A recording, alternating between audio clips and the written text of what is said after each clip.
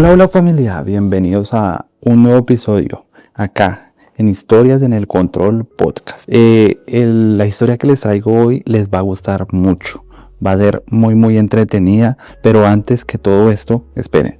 Si todavía no me siguen, si todavía no han comentado, no se han suscrito, no han compartido, no saben más de este proyecto, sí, es un podcast sobre historias que vivimos nosotros los migrantes. Por el momento son historias que yo he tenido como migrante. El día de hoy les voy a contar cómo se siente estar en un centro de detención aquí en los Estados Unidos. Ese centro de detención es como una palabra para que suene bonito, porque los que hemos estado allá pues realmente sabemos que eso es una cárcel más. Entonces acomódense, hoy vamos a jugar San Andrés mientras yo les cuento esta famosa historia. Entonces acomódense y síganme y ahí nos vemos.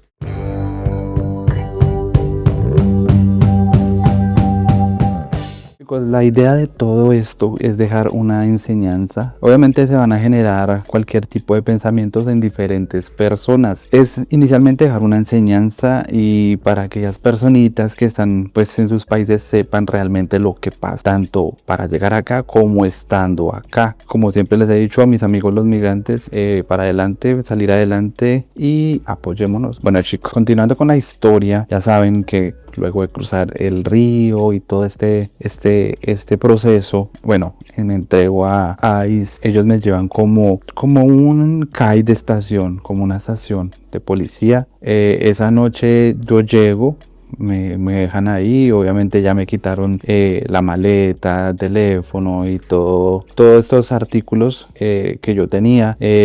Y luego de eso pues te hacen como un seguimiento, pones huellas, te toman fotos y te preguntan ciertas cosas, ¿verdad? Ahí pasé, si no estoy mal, como 3 horas. Me dejaron como una celda de esas que tienen como ventanas por fuera, donde ellos desde afuera ven lo que están haciendo los que están ahí detenidos. Eso era una estación de policía, todavía no era nada de ICE. Y ahí habían otras personas que sí habían cometido delitos o algo así. Duré como 3 horas. Pero pues realmente yo estaba muy cansado. Entonces yo me acosté a dormir, me acosté a descansar ahí en como una silla de cemento. Y luego de esas 3 horas, realmente cuando uno está en ese proceso, en todo momento la cabeza le está pensando como que si me llaman es porque ya me voy de aquí o algo así, ¿sí me entienden? Algo relacionado a eso. Entonces uno pensaba, pero no sabía que cada vez que te iban a llamar era algo peor que iba a pasar. Entonces, bueno, después de esas 3 horas a mí me llaman,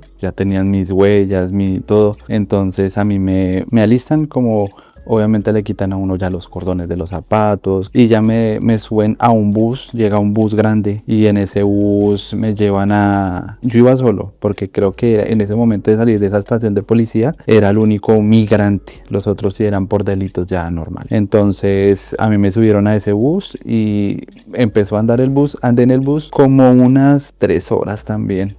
Cuando iba en el bus se veía mucho desierto como tipo frontera. Obviamente pues estaba súper cerca. El tema de la frontera tanto allá como acá se va a ver igual. Y pues me llevaron ahí y ya en mi cabeza empezó a sonar como ya, listo, esto fue todo, ya valiste, ya no hay nada que hacer, ya te van a mandar para atrás o algo va a pasar, o si me entienden. Entonces yo empecé a pensar muchas cosas y más que yo iba solo. Si iba un policía también custodiando el momento. Después de eso, bueno, todavía no me habían entregado mi maleta, ellos tenían en su custodia la maleta, las cositas que medio yo tenía, porque eso era algo que se me había olvidado contarles. A lo que tú te entregas tienes que botar todo tipo de lociones, envases donde hayan líquidos, botas muchas cosas, te hacen botar muchas cosas. Realmente tú no te quedas sino con muy pocas cosas y eso es lo que realmente ocupas. De resto todo lo tienen que botar. Antes de yo pues llegar acá, yo había dejado mi pasaporte colombiano con la persona que estaba allá.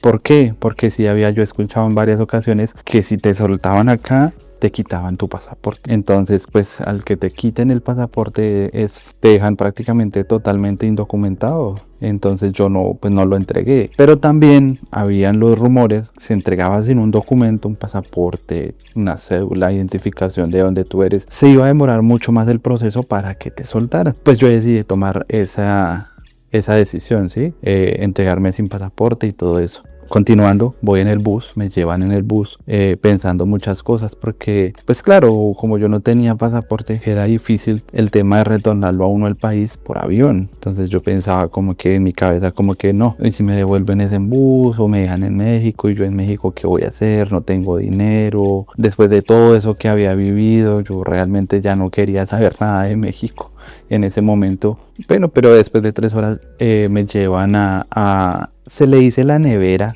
se le llaman la nevera entre las personas migrantes, pero es como una carpa blanca grandísima, inmensa. Y ahí dentro tienen como celdas en donde dividen a las personas. Entonces aquí los hombres y aquí las mujeres, pero en las celditas van diferentes cantidades de hombres y así. Ahí lo tienen a uno como para empezar su proceso de que le cuente a los oficiales de ICE por qué usted hizo eso, todo ese tema empieza ahí. Claro, cuando tú llegas ahí, a mí me dieron la oportunidad de bañarme una sola vez. Me bañé, me dejaron creo que cepillarme los dientes y ya ahí vuelvo yo a comer. Pero sí, entiendo que acá vamos a entrar, en este momento vamos a entrar como en debate. ¿Por qué? Porque hay unas personas, yo creo que la mayoría de los migrantes dicen que la comida en estos sitios es bastante fea, que es agua, galletas, un burrito, manzana. Bueno, esos eran así que me acuerde yo. Yo, por ejemplo, de mi opinión, yo me sentía muy agradecido. De hecho, cuando a alguien no le gustaba su burrito, yo se lo pedía porque a mí sí me gustaba. Y yo prefería alimentarme de esa manera y no como yo ya había visto que había pasado 3 días sin comer y todo ese tema. Entonces yo sí agradecía eso. Y no es porque me estén, pero sí me sentía bien comiendo. De hecho yo soy de buen comer. Entonces ahí lo alimentaban a uno de esa manera. Algunas personas que tenían medicina les medio ayudaban. Entonces ahí entra uno.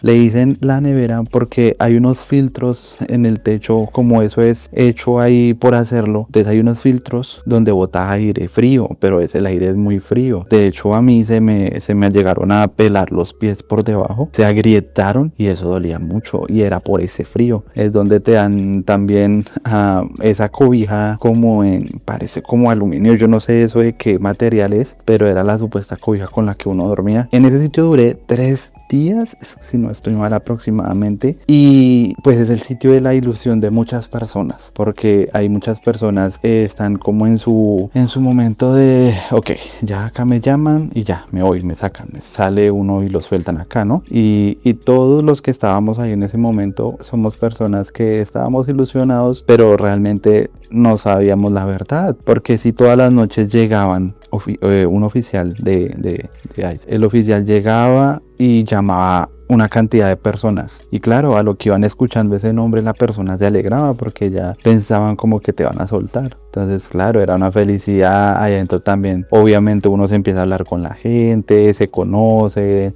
¿no? ¿De dónde viene usted? ¿De dónde viene usted? Bueno, todo el tema así. Entonces ya se empezaban como a alegrar por esas personas que les tocaba, por decirlo así, y a los que no nos llamaban pues aburridos, tristes, ¿sí me entienden? Pero era chistoso porque ya uno acá afuera pensando todo eso, estaba uno pensando que por ejemplo, por mí, yo pensaba que cuando me iban a llamar ya era porque ya salía. Pues qué mentira. Llegó el día, el famoso día donde me llamaron. En esa llamada, la mayoría eran colombianos, pero también habían personas de la India, hindús, venezolanos, personas de todo lado. Ecuatorianos, peruanos. Ese día nos llamaron, si no estoy mal, como a 8 colombianos y iba también un peruano, un guatemalteco, si no estoy mal. Entonces pues nosotros súper felices, súper contentos, ¿no? Nos llamaron, listo, nos vamos a ir. Ya todos nos ponemos contentos. A lo que, listo, nos forman en hilera y nos van sacando. De hecho, cuando uno va saliendo, pues ve las otras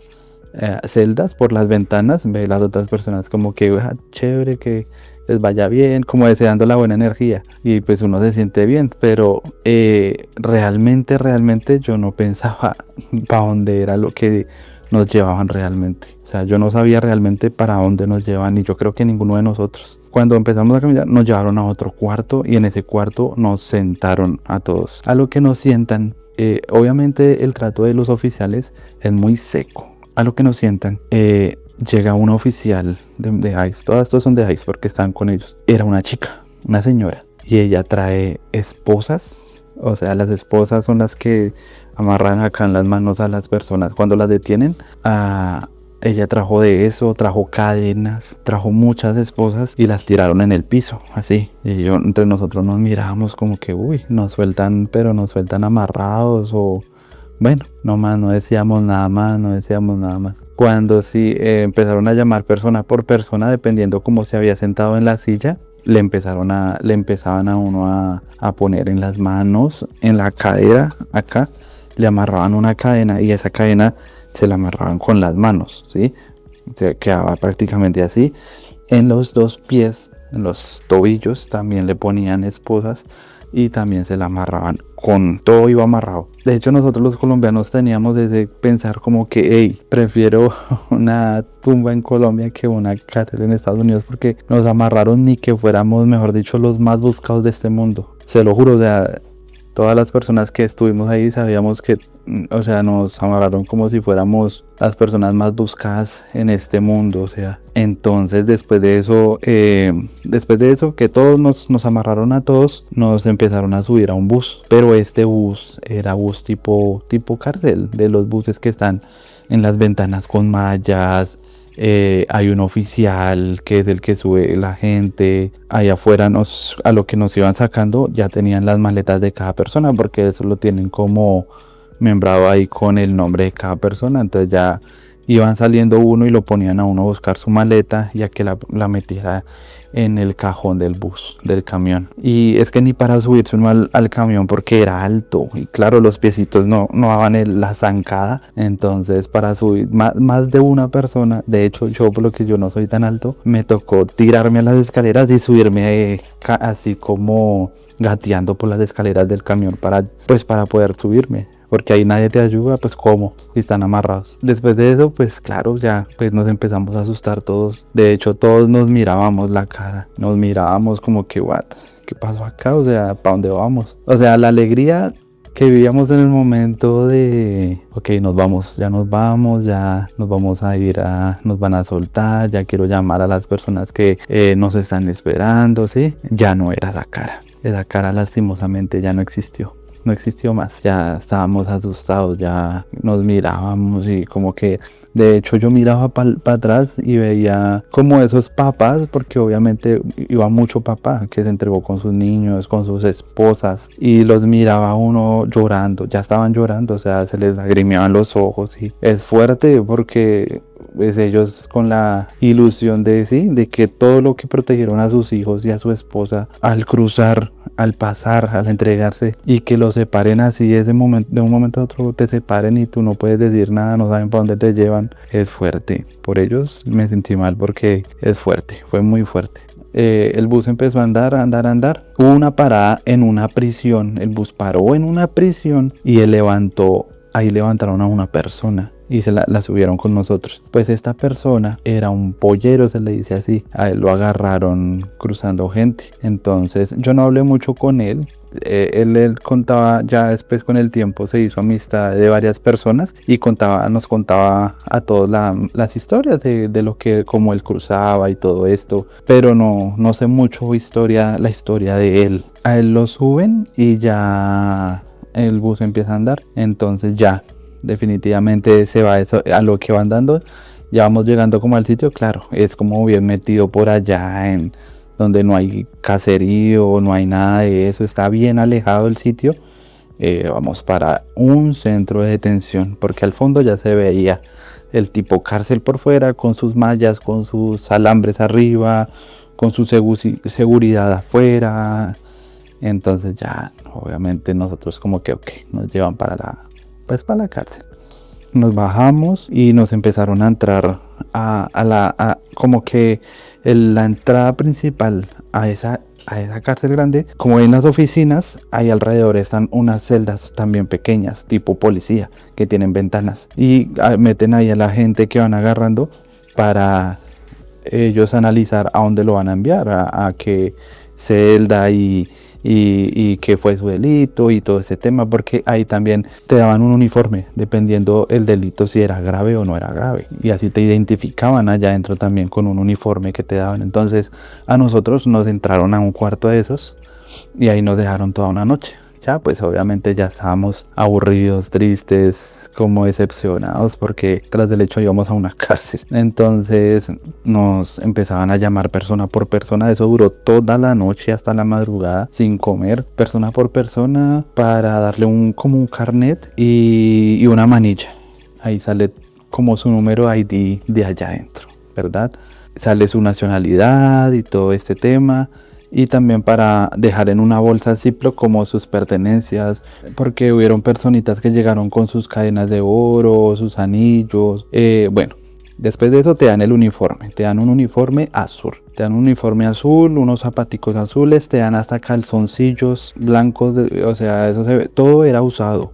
Nada era nuevo, eso era usado, y entonces te vestían completamente uniforme, calzoncillos, medias, zapatos, todo. Y ya pues después de eso te entran. Es como un cuarto grande, tiene como 100 camas de que van al doble, ¿no? 1, 2, 3, 4. Y ahí te entran y pues ya, ahí hay más gente de otros países. Puedes encontrar con gente que ha cometido delitos fuertes, porque ya el uniforme naranja o el uniforme rojo era de personas que han cometido delitos ya graves. Entonces lo sabían, de hecho lo sabían en donde yo estaba. Entonces pues ya entramos, ya nos empiezan a decir que nuestro proceso ya empieza a estar desde ahí adentro. Para lograr salir de ahí nos van a hacer una entrevista de miedo creíble. Dependiendo de esa entrevista de miedo creíble, dependía su salida para acá o retornar a su país. Me acuerdo que me tocó la cama número 22. Pues nada, ahí ya adentro era desayuno como a las 4 de la mañana más o menos, que eso es muy temprano. El almuerzo 11 de la mañana si no estoy mal, y la cena 4 de la tarde. Entonces obviamente como las cantidades no son en gran cantidad y tampoco es alimento que obviamente te va a gustar, tú vas a quedar con hambre. Entonces es tipo 8, 9, 10 de la noche. Bueno, apagaban luces como a las 11 o 12 de la noche, pues todo el tiempo la luz prendida, no podía ni dormir. Pues toda la gente también por ahí hablando, haciendo otras cosas, no podías dormir, se despertaba el hambre. La pensadera, pues obviamente daba mucha hambre. La comida sí era un poquito malita, los jugos, pero pues es lo que hay, es lo que dan en ese tipo de sitios. Realmente no se podía pedir mucho. Había, de hecho, podía gente trabajar, no toda, y les daban como $1 o $2, no me acuerdo, y ellos se encargaban de hacerle la limpieza al sitio. El tema de la ducha, eran unas duchas que no tienen puertas sino como una cortina, pero la cortina va hasta la mitad. O sea, cuando te metes a la ducha se ve de aquí para arriba y de las piernas para abajo, se ve. De resto, y así hay como 6, 3, 3, 6, pues se van duchando, van haciendo filas, se van duchando, pues se van viendo. O sea, obviamente pues uno trata de ducharse rápido y salir. Lo mismo los baños. Está al frente, está para lavarse los dientes, ¿verdad? Con su espejo. Y en la parte de atrás está para usted, está la taza. Y la taza no tiene por si tiene la misma cortina. Entonces se ve cuando se queda sentado, se le ve la cabeza salida así, se ve lo que él hacia adelante se cepilla. Entonces es chistoso. En esos sitios, en la parte está pues las camas, hay un patio pequeño afuera y ahí te dan un balón. Y la mayoría de la gente ahí en ese patio pequeño, pues obviamente pues, con tanta gente, unos jugaban micro con el balón, otros trataban de hacer ejercicio, otros se sentaban a hablar. El sitio era muy pequeño y ahí nos tenían en ese sitio toda la semana. Y nos daban 1 hora a la semana, que creo que era el viernes, tipo 10 o 11 de la mañana, para salir ya afuera. Hay como una cancha de fútbol y donde se puede trotar, hay más espacio. Entonces dan 1 sola hora para eso y en la semana. Entonces pues era lo mejor, porque pues la mayoría somos hombres y nos gusta el fútbol. Entonces añorábamos que llegara ese momento para empezar a jugar fútbol afuera. Algo que no me gustaba era que al ver personas que han cometido delitos realmente fuertes, son personas que no le importan nada si tú le caíste mal. Pero a ti sí te importa, porque tú no puedes tener inconvenientes ahí por nada del mundo, porque supuestamente la estadía de uno ahí es pasajera, porque nosotros no hemos cometido delitos grandes. Entonces, si te dejas calentar el oído, la cabeza por otra persona que está ahí metida y que no le caíste bien, pero te dejas calentar y pues ya vas a cometer un error y te van a dejar más tiempo ahí. Entonces, eso sí me disgustó mucho, porque lo que te digo, o sea, hay personas que no les importa nada de lo que ya han hecho, entonces ya saben que ellos van a durar mucho tiempo ahí. Conocimos personas que ya duraban mucho tiempo ahí, de hecho conocí migrantes que ya duraban más de un año ahí encerrados y no les resolvían como su situación. Conocí también una persona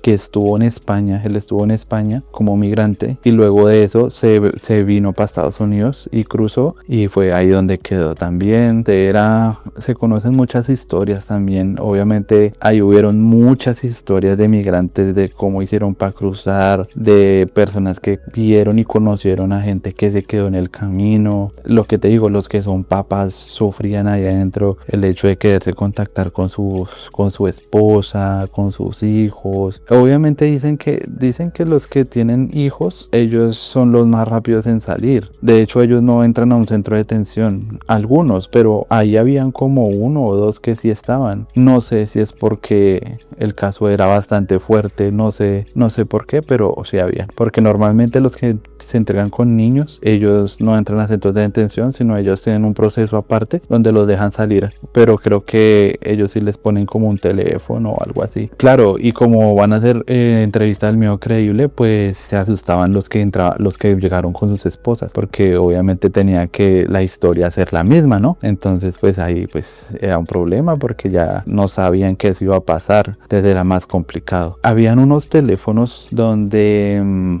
tú podías llamar ahí, obviamente, pues yo nunca recargué, realmente creo que le regalan unos minuticos ahí, porque yo nunca recargué, porque realmente yo no me entregué con dinero. Los que se entregaron con dinero, los que tenían dinero en efectivo, se lo cargaban como a esa cuenta de ese ID que te dan ahí adentro. Eso te servía para llamadas, te servía para en las noches cuando tenías hambre, podían comprar maruchas, podía comprar otro tipo de cosas para suplementar sus alimentos, sus comidas, y si tenías hambre, paquetes.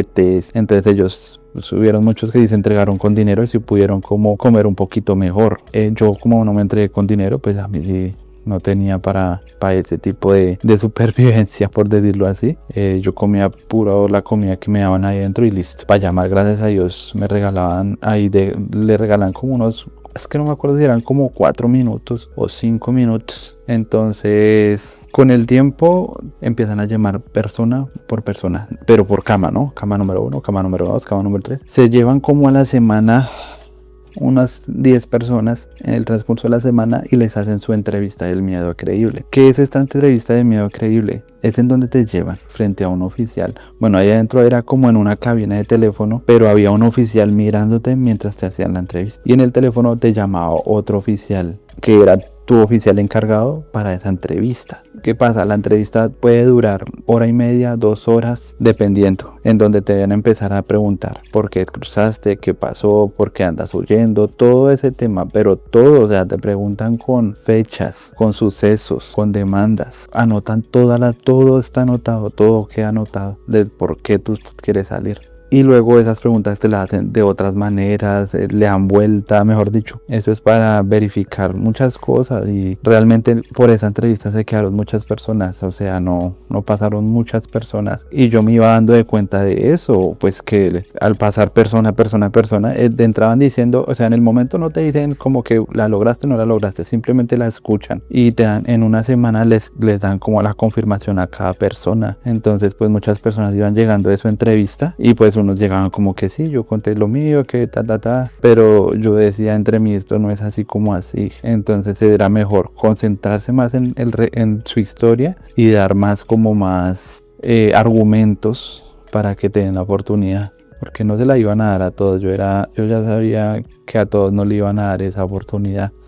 Entonces lo mejor era dar más argumentos y concentrarse más en el que te van a preguntar de otra manera lo que ya dijiste. ¿Qué pasa? Que cuando llega mi oportunidad en la entrevista, nos llamaron, yo llego y gracias a Dios, digamos que cuando uno llega, o sea, Llamaron los 12 primeros en la primera ronda. Ya en la segunda ronda pues entró yo, pero era de los últimos. Cuando llegamos al sitio vi cómo iban entrando persona por persona, persona por persona. Se siente muy extraño, se siente muy... Porque yo en mi cabeza he sido de los que pienso y soy maduro y quiero que las cosas se den, ¿sí? Entonces yo veía que no iba a ser tan fácil, pero lo quería intentar de la mejor manera. Entonces hubieron momentos donde ya yo vi que obviamente el oficial te mira, te ve, te empieza a analizar, y empecé mi entrevista de la mejor manera, contando todo de mi historia. Esa historia sí realmente ya no se puede contar, porque pues eso sí, eso ya entra como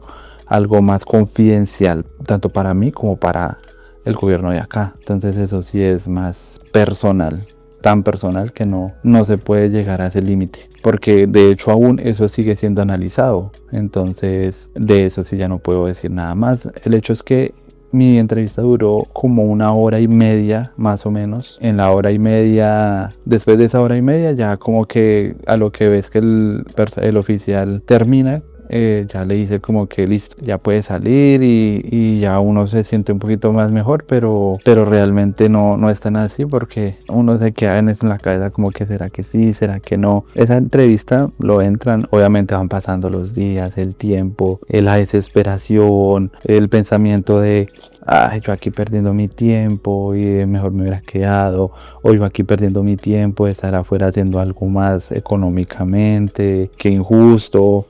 Todas las personas muy devotas. De hecho llegaba el día domingo y ponían en los televisores la Santa Misa. Éramos muy pocos los que nos levantábamos temprano de esa misa, pero yo lo hacía y varias personas lo hacíamos. Ahí dentro hay como unos jueguitos, ¿no? Hay posibilidad de tener unos jueguitos como de dominó, cartas, cosas así, pero esas cartas uno también, pero llega un momento que ya todo eso te hace ahí como que ay, qué fastidio, qué aburrimiento estar acá, ya me quiero ir.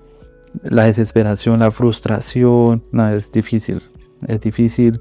Muchas personas que ya llevan 6, 7, 8 meses, un año, cuando empezaban después de que pasaron todas las camas a su entrevista del miedo creíble, muchas personas tenían en su idea que lo habían logrado y que lo iban a, como siempre, o sea, es que es una ilusión que viene desde que te agarran. Después empezaron a entrar por semana también, día por medio, así, dando como la respuesta a esa entrevista. Claro, empezaron a entrar, y a las primeras camas, a todas las personitas les empezaron a decir que no era aceptado el miedo creíble, pero que podían apelar. Entonces claro, empezaron todos a apelar. Como a 1 o 2 personas de esas primeras 10 les dijeron que sí, a ellos les dijeron que sí. Entonces yo veía que cuando les decían que sí, les tenían que dar una fianza. Cada persona le daban una fianza, yo me imagino que distinta. Pero ya se empezaban a ser más reservados con ese tema. A las personitas que empezaban a apelar, se malinformaban. Porque era como, por decirlo así, un cuchillo con doble filo. Si tú apelabas, tu proceso lo iban a investigar mejor, pero tú te ibas a tardar más tiempo encerrado, porque no iba a ser un proceso rápido. Pero si no apelabas, la única era ya firmar tú que aceptabas que no te aceptaron eso, para que te devolvieran para atrás, y aún así te demoraba un tiempito para que supuestamente llenaran aviones para devolver la gente. No sé cómo era ese tema, más logísticamente no sé cómo es, pero era lo que decían allá. A veces llevaban un oficial como para responder preguntas, pero ese oficial decía eso: ustedes apelan, pues están en todo su derecho, pero acá van a durar mucho más tiempo mientras se analiza mejor el por qué no. Pero si no, pues firman su autodeportación y quedan listos para que se vayan para allá. Entonces, claro, más de una persona quedó apelando, pero su proceso se iba a demorar mucho más. Para que a mí me dieran ese aval, porque gracias a Dios, como les digo, la fe por delante en todo momento, me dieron luz verde. Me dan luz verde para pasar, para estar acá. Entonces, pero para que me dieran esa luz verde duraron como unas 2, 3 semanas. De hecho, yo ya me estaba hastiando, yo ya me sentía frustrado, porque llegaban y le respondían. De hecho, mi cama la saltaron y le respondían a otras personas sobre sus casos que eran negativos y a mí no. Entonces, pues dentro de mí yo decía, de pronto es porque pasé, pero no me lo dicen, no me dicen nada. Pero yo ya me sentía, si me entienden, como que es una manera de explicar muy fea de lo que se siente el querer salir y no poder y no saber nada. Y entonces me fui dando cuenta cuenta que a las personas que les iban ya dando salida, porque las primeritas personas que le dieron su fianza ya les iban dando su salida, entonces, pero se la iban a como ellos iban pagando su fianza. Claro, eso era la demora de que le dieran que sí, al día siguiente ellos llamaban, no sé si tenían dinero, no, pagaban su fianza y salían de una, al día ya la demora era pagarla y salían. Entonces esas salidas eran porque ya uno se da cuenta porque llegaba el oficial, llegaba una doctora y les hacía, llamaba a la cama de la persona, les hacía una prueba COVID. Al que le hacían esa prueba era porque ya lo iban a sacar, ya se salía de ahí. Entonces así empezaron a salir. Como a las 2-3 semanas que me dicen a mí, me llaman a mí y 2 personas más, a los 3, a esas 3 camas nos llaman, nos sacan y nos llevan a unos cuartos con unas cámaras, y ahí es donde tienen las carpetas de los 3 y nos dicen, ustedes 3 fueron aceptados de miedo creíble, a los 3. ¿Qué pasa? ¿Cuál es el proceso a seguir? Tienen que pagar una fianza también. La mía era una fianza de $1,500. No sé las otras fianzas cuánto era. Ok, yo acepté mi carpeta de todo el pedo. Nos devuelven al sitio y pues uno feliz porque ok, ya me dijeron que sí, ya voy a lograr ya pasar y todo. Qué chévere, uno se siente contento, pero el problema es que yo no tenía dinero. Y mire, mi cabeza siempre estuvo, siempre desde que me salí de mi país, en no pedir dinero a mis papás para nada, ni ayuda de nada.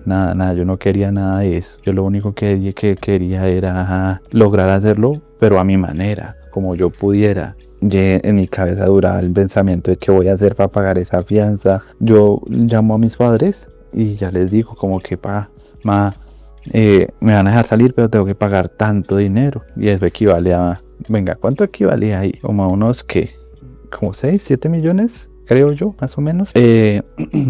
8 millones, no sé. El hecho es que, pues yo lo que les digo, no quería valerme de eso, yo quería hacerlo a mi manera. Entonces, a pesar que estaba contento, estaba frustrado por el dinero. Claro, y pues las otras personitas, bueno, otro de los que estaban conmigo que también nos dijeron que sí, él tampoco tenía para pagar. Entonces ya quedamos como que bueno, ¿y qué pasa si no pagamos? Definitivamente esas personas que no pagan, las tienen un tiempito más ahí. Ahí durábamos, hubieron personas que, lo que le digo, que venían por otro tipo de delitos. Conocí la persona, él era de Guatemala. Me hacía reír porque él me dijo, él dice que a él lo entraron ahí porque le habló muy fuerte a su esposa. No sé, tuvieron un inconveniente y él le habló muy fuerte.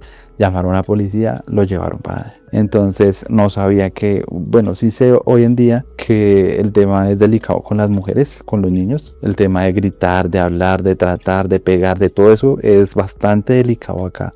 Entonces un hombre queda muy vulnerable a eso que pueda pasar. Entonces a él le pasó y ya después le dieron una fianza como unos $6,000 y él los pagó y salió. Había otro señor que también lo agarraron. Él era migrante, pero llevaba muchos años acá. No sé por qué lo agarraron a él, pero el hecho es que le dieron una fianza como de 10,000 y también la pagó. Cuando empezaron a pasar los días, mis compañeros empezaban como, hey, a usted le dan fianza y no es capaz de pagar esa fianza. Yo hago lo que sea, a mí me dieran el que sí, yo hago lo que sea para salir, pero yo no me quedo acá encerrado. Me empezaban a decir todo ese poco de cosas y yo ya quería llamar a mis papás como decirles, no, consigan un préstamo, consigan algo para yo salir, pero no es justo. Eso porque yo fui el que me vine a buscar esas cosas acá, ¿sí me entienden? No puede uno meter a sus familiares a que le resuelvan algo que usted tuvo la decisión de hacer. Y ya cuando empezó a pasar el tiempo y no me decían nada, ellos tampoco te cobran, tampoco te van a decir como que hey, usted no debe eso para que no, nada. El tiempo va pasando y si usted no arregla su fianza, pues no sale. Pues así va pasando el tiempo, nada. Y ya me empecé a estresar y yo ya empecé a llamar a mi papá, a mi mamá para decirles como que ayúdenme con un préstamo y yo miro a ver cómo lo pago ya estando acá y todo ese tema.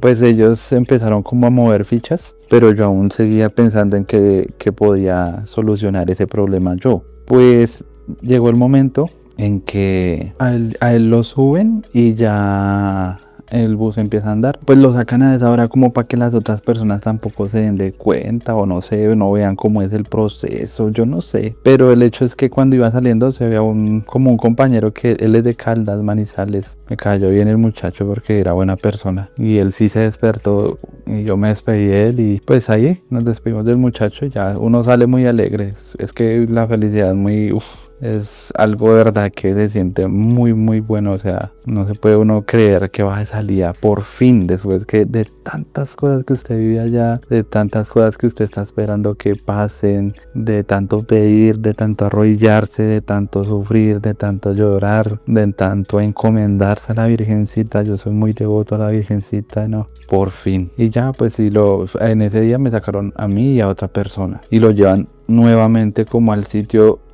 de inicio donde uno entra por primera vez, que es donde les digo que son unas celdas que hay cerca de las oficinas de ellos, y ya me llevaron ahí y ahí te dejan como, mientras que te hacen el proceso de salida, tanto el proceso de salida como el proceso de entrada es demorado. Entonces mientras te hacen ese proceso de salida es demoradito, pero no importa, o sea, ya era más que fijo que ibas a salir, y era más que cantado porque las mismas guardas de nosotros nos lo decían, como que el día que a ustedes los hagan prueba de COVID y todo eso, porque ustedes ya los van a soltar, ya no los van a tener más acá. Entonces era una alegría inmensa. A mí no me importaba que ese día duré también ahí acostado en el piso, porque ahí sí no hay donde uno descansar ni nada. Toca en el piso y ahí sí duré en el piso encerrado y ahí acostado como unas 4 horas, pero ya no me importaba porque ya era otra cosa, otro sentimiento, ¿sí? Ese día te entregan tus cosas, tus pertenencias, y después de las 3-4 horas que pasa eso te dan un bus donde también te recogen para sacarte. Ok, te dan tu ropa, ya puedes vestirte otra vez con tu ropa, te vistes con tu ropa, te dan una ropa y te dan tus cosas, tus pertenencias, y ya no sales con esposas acá, porque realmente sentirse con esas esposas y esas cadenas, eso ni Pablo vivió eso, que uno vive ahí metido, así como lo llevaban a uno. Entonces ya llega el bus. Después de que llega el bus, salimos los que de donde yo estaba, del cuarto donde yo estaba, salimos 2, pero como habían muchos más cuartos, salían otras personas. Entonces, claro, el bus siempre se llenó un poquito de las personas que salimos, y pues no, ellos iban ya cantando, iban alegres, ya no nos decían nada, porque realmente el bus que también nos recogía ya no tenía que ser con tanta seguridad, porque ya no íbamos para otro proceso de esos. Ya ahí nos llevan a una como iglesia comunitaria, lo digo así, es como esas centros donde ayudan a los migrantes. Varios lo conocen, de hecho varios han pedido ayudas ahí, les han dado ayudas, alimentos, a uno lo llevan ahí explícitamente es para recibir una ayuda. Entonces ahí, ¿qué ayuda recibes? Alimento, primero comida, o sea, comida, sándwiches, lo que tú quisieras, ahí ya le tenían lista comida, y eso ya era otra alegría más, porque era una comida nueva que ibas a probar después de tanto tiempo. Ropa, para los que iban con ropa que olía, obviamente esa ropa como estaba guardada, a los que pasamos por el río, pues era ropa que ya olía asqueroso. Pero aún así yo no me quise cambiar de ropa, yo me quedé con mi misma ropa. Después de eso, pues claro, yo salí súper delgado. En esta foto se ve cómo salgo yo. En esa iglesia te dan la oportunidad de estar ahí, hay unas camitas, de estar ahí mientras compras un tiquete para el destino donde tú vas. Yo iba para Dallas, Texas. Otras personas salían para otros estados lejos. Entonces ellos sí tenían por avión. Yo me podía ir por bus, camión, avión. Eran como unas 8 horas, 6 a 8 horas. Estaba en San Antonio a Dallas. Pues bueno, luego de que ya nos entregan las cosas, nos dejan ahí en la iglesia. Pues claro, yo prendo mi teléfono. Pero yo no sé si es que mi mamá ya sabía o qué presentía o vio. La demora fue prender teléfono y prender datos del teléfono. No, conectarme a wifi de ahí de la iglesia, y de una, o sea, como cogió señal, y ya es como si mi mamá, yo creo que sintió que me conecté, o yo no sé, de una recibió la llamada de ella. Ya nos saludamos, ¿no? Todo contentos, se imaginarán la alegría de que se logró. Ahí va ese famoso video viral que se hizo en TikTok de esa muchacha que llama a sus familiares para contarles qué pasó, pero que ahí depende que ya no los va a volver a ver en mucho tiempo. Es una alegría por eso, pero ya certero que va a pasar mucho tiempo y que no vuelva a ver a esas personas. Pues bueno, después de eso ya hablé con mi amigo, el de Dallas, cuadramos para comprar el tiquete para el camión. Él me ayudó con todo ese tema. Viajé, yo empecé a viajar esa noche, esa tarde, creo que esa tarde mismo, si no estoy mal, viajé. Yo hablé con ellos, les dije, mire, este es mi ticket, te tienes que mostrar todo eso para que ellos mismos te llevan en un carro, ya sea o al terminal de camión o al terminal del aeropuerto. Ellos te hacen ese favor como para que no pagues Uber ni nada de eso, ni entonces ellos mismos te llevan, te hacen el favor. Entonces, pero obviamente se cercioran de que hayas comprado eso. Entonces, pues nada, yo empiezo a viajar, pero vuelvo y digo, o sea, esa fue mi primera experiencia. O sea, yo ya me sentía aquí tranquilo, a pesar que dicen que San Antonio es un estado complicado en temas de delincuencia. Pues yo me sentía tranquilo, es que era otro pedo, o sea, era muy distinto en estar acá que estar en México, se lo juro, o sea, es otra cosa muy distinta, es otra vibra, otra energía. En ese momento yo no quería volver a saber nada de México, nada, absolutamente nada, pero hoy en día yo quisiera ir a visitar y a conocer por conocer, porque obviamente el proceso no lo hice por conocer, sino por pasar. Me llevaron a donde estaban los camiones para poder viajar. Pues obviamente yo era nulo en mi inglés. Hoy en día entiendo algo, hablo algo, no es muy mínimo, pero me defiendo. Pues ese día nada de inglés, never. Pues llego allá donde toda la gente está haciendo fila, como uno no sabía ni qué hacer. Pregunté, bueno, gracias a Dios habían unas personas ahí ayudando, dando unos mini mercados a personas migrantes. Pues obviamente me vieron mi vestimenta y ya me dieron ese mini mercado, iban unas galletas, eso fue lo que comí mientras viajaba en el camión. Ellos me guiaron un poco para lograr subirme al bus correcto. Cuando iba a subir, claramente se ve la fila de la silla del bus. Pues imagínense que me subo al camión, me siento en mi silla y se sube un güero de esos que le gusta como el alcohol, llevaba una guitarra atrás y él iba como bien tomado. No, pues imagínense que este man me la montó a mí ahí de una, ¿no? Que esa era la silla de él. Yo le dije, yo le mostraba que era mí, que no le importaba que me quitara de ahí y que las dos sillas eran de él, que no era una, que él pagó por las dos. Y pues la gente lo mira a uno como que yo le estoy mostrando y me dio tanta rabia porque obviamente ya es otra mentalidad, tú aquí no puedes venir a igualarte, o sea, ya empieza uno a entender que uno no está en su país. Otro hubiera pasado en el país de uno hace respetar pues su puesto, su tiquete, su silla, todo. O sea, me tocó levantarme para que pues no complicara más el tema. Me levanté, él se sentó, puso su guitarra en la otra silla, se puso sus audífonos, empezó él a escuchar sus cosas, no sé. Yo me quedé de pie, pero nadie iba de pie porque todo el mundo paga por su puesto. Pues atrás iba un moreno, una persona morena de acá también. Él sí se veía con una cara de malandrillo.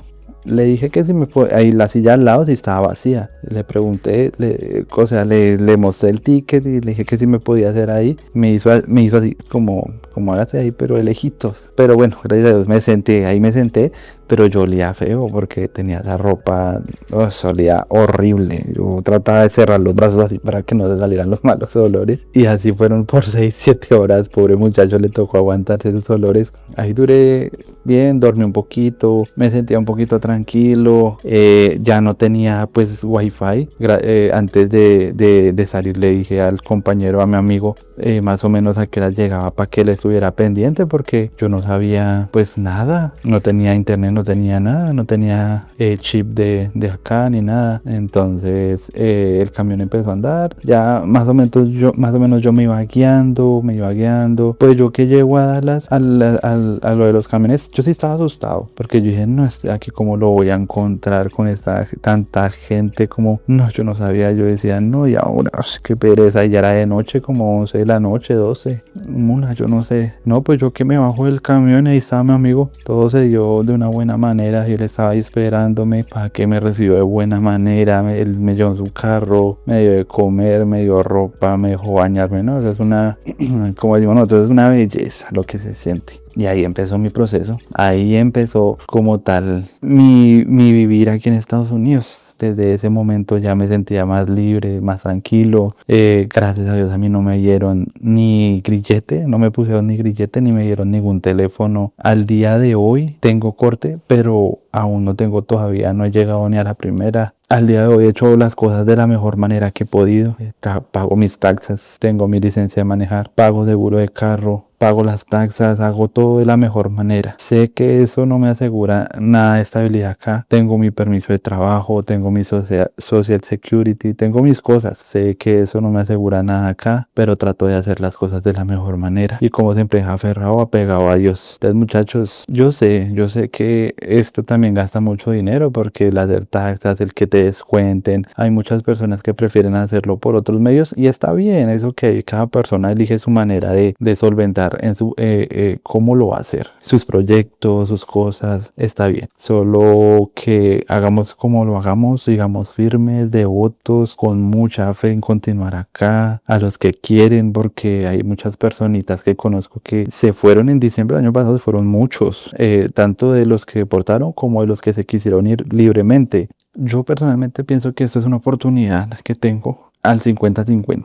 porque para nadie es un secreto lo que estamos viviendo nosotros los migrantes en este país. Este sueño se acaba hasta que Dios quiera, y así lo pongo yo. Hasta que Dios quiera que se acabe, se acaba. Entonces, por el momento seguimos contando historias aquí en Texas, en Historias en el Control Podcast. Muchachos, si les gustó, síganme, apóyenme, síganme, comenten. En este espacio yo les voy a decir a todos estos migrantes que me ven, a esas personitas que me ven, que quieren contar su historia, comuníquense conmigo, contáctenme ahí, vea, acá le dejo mi Instagram, me pueden escribir un mensaje ahí por cada video, en mi correo. Mi correo electrónico es historiasenelcontrolpodcast@gmail.com. Ahí me pueden escribir un mensajito, contáctenme, vamos a contar sus historias. La idea de esto es mucha gente entienda que no es fácil llegar acá, que no es fácil estar acá, pero se puede y se ha podido, a pesar de todas las adversidades, a pesar de todo lo fuerte que ha pasado, a pesar de cárceles, de caminatas, de muchas cosas. Estamos acá, de enseñanzas que queramos dejar, porque todo esto en la vida siempre podemos dar una enseñanza.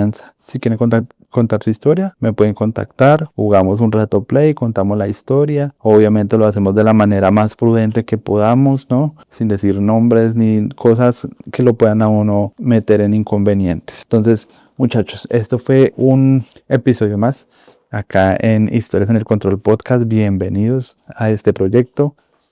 Muchachos, para adelante, fuerza.